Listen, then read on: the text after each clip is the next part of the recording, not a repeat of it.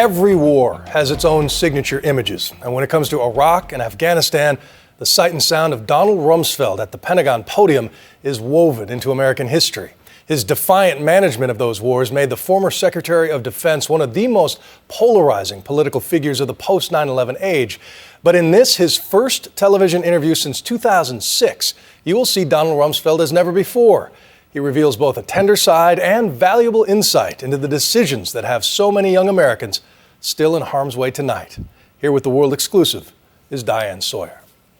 I've answered that question 15 times. Formidable, combative. Said they said, or even if they said what you said they said, although The title of Donald Rumsfeld's memoir, Known and Unknown, is based on one of his famous lectures to a confounded press. As we know, there are known knowns. There are things we know we know.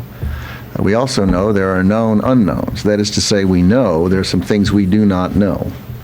But there are also unknown unknowns. The ones we don't know, we don't know. Donald H. Rumsfeld. He has been a singular force in American history, elected to Congress when he was 30 years old, the youngest Secretary of Defense ever under Gerald Ford, and then the oldest brought back by the son of a man who had been his adversary.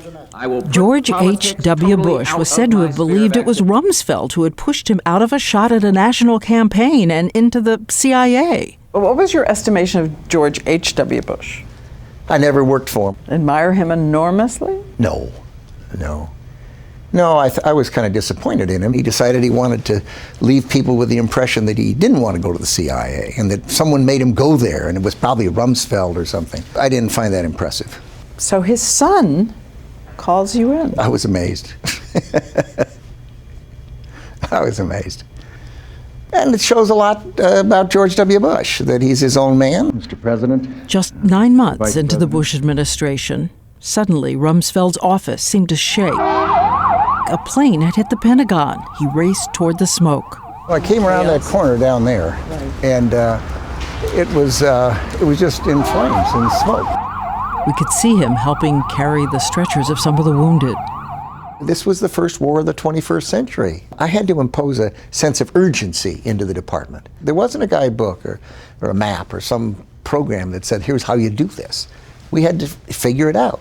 And he told us, as all this was unfolding on the national stage, he was also struggling with a family crisis. Rumsfeld's son, addicted to drugs, he would disappear, sometimes for months. The president consoled him. The president said you were in tears. I think that's right.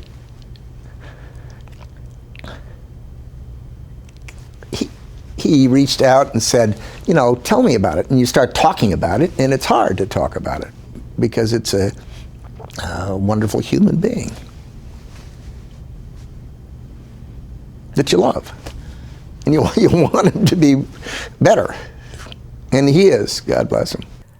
The parallel demands of home and what he says was happening after 9/11. He writes that the president asked him to review what it would take to go to war with Iraq. The president and I had many discussions about war preparations. I do not recall his ever asking me if it was the right decision. No one asked, no one polled the room, said, is the right decision? No, the president talked about it, and people discussed it with him, discussed elements of it, and I didn't hear people feeling strongly that he should or shouldn't. There's a lot of stuff in the press that Colin Powell was against it, but I've never saw even the slightest hint of that. Saddam Hussein and his regime are concealing their efforts to produce more weapons of mass destruction. You believed, absolutely, categorically, Saddam Hussein had weapons of mass destruction? I don't do a lot of things categorically. Anyone who's been around intelligence gathering knows that it can be wrong. I mean, Colin Powell's been around for longer than anybody in terms of He said he was devastated. Of course he was. Everyone was. But my Lord, he's the guy who had more experience than anyone else.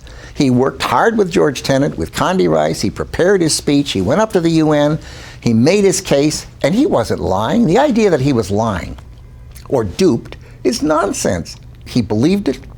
Our military believed it. Our military got chemical weapon suits on to protect them. But you were wrong.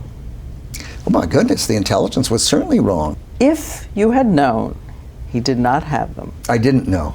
If you had. I didn't. If you had. I have no idea. I have no idea. What you know today can help you on things you're thinking about tomorrow. It can't help you with things you were thinking about back then. Back then, there was reasonable confidence that he had these weapons. I also must say that President Bush and I both pressed to have him leave the country at the end. Saddam Hussein and his sons must leave Iraq within 48 hours. Their refusal to do so will result in military conflict. I wanted to avoid a war, and so did the president. In his book, Rumsfeld writes a chapter about the deteriorating situation in Iraq called Too Many Hands on the Steering Wheel. He has strong opinions about the shortcomings of his former colleagues. National Security Advisor Condoleezza Rice. She'd never served in a senior administration position. She'd been an academic, and a lot of academics like to have meetings. And Secretary of State Colin Powell? He did not, in my view, do a good job of managing the people under him, and there was a lot of leaking out of the State Department, and the president knew it, and it was unhelpful. Not long after the invasion, Iraq began to unravel. Casualties are mounting, and Rumsfeld's critics say his ferocious position in favor of a lean, pared-down fighting force suppressed debate about sending in more troops. You write in the book, in retrospect, there may have been times more troops could have been useful. It's possible. Were you too slow to react to the maybe, changing I don't situation? know. Do you revisit that? Did you say, did that cost lives? Well, in a war, many things cause lives. But there are lessons to be learned. Why, sure. There'll be all kinds of people trying to learn the lessons of Afghanistan, Iraq, war on terror, and that's a good everybody thing. is so eager to know, what is the lesson you learned about you? Oh my goodness. I don't really think that way. I wasn't worried about me. I was worried about the country. But Rumsfeld's critics also say that from the beginning, his press conferences seemed to show a man in denial. What plan was there to restore law and order? Think what's happened in our cities when we've had riots and problems and looting. Stuff happens. Did you say, I realized I made a mistake? Oh, once those words come out, sure. What I said was perfectly fine and rational. Once you do a bumper sticker, you're asking for trouble. Fortunately, it's the only mistake I've ever made. No, not quite.